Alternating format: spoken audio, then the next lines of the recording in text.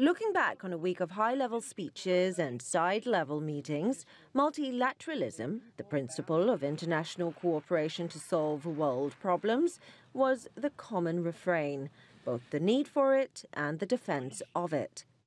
At a time when our collective system is falling apart, sadly, it is most in demand. Equality, mutual trust, and win-win cooperation are the call of our times, whereas power politics and the rule of the jungle find no support. Action based solely on nationalism with the objective of putting my country first reaches its limits here, not least because our climate knows no borders. For a week, world leaders took the rostrum to address their peers and met behind the scenes to discuss global issues that require multilateral solutions. They fought to save the Iran nuclear deal known as the Joint Comprehensive Plan of Action, or JCPOA, following a unilateral withdrawal by the United States.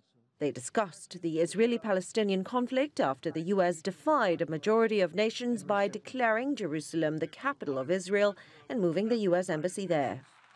And it appears that much of the defense of multilateralism was aimed at the United States, less by a direct mention of America than by the international pacts and agencies that the Trump administration has criticized or snubbed.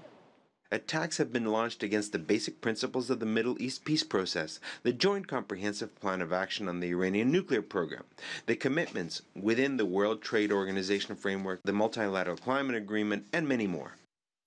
For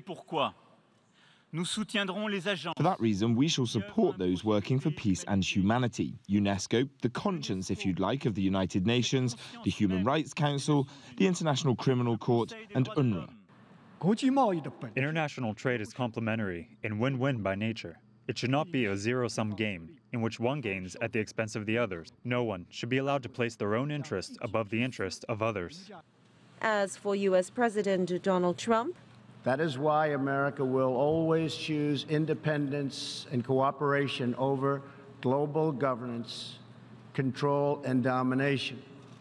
Trump's speech was heavy on the defense of sovereignty over multilateralism, a position that many world leaders, diplomats, and UN officials fear is at odds with the core tenet of an organization made up of nations that are supposed to be united in tackling global challenges.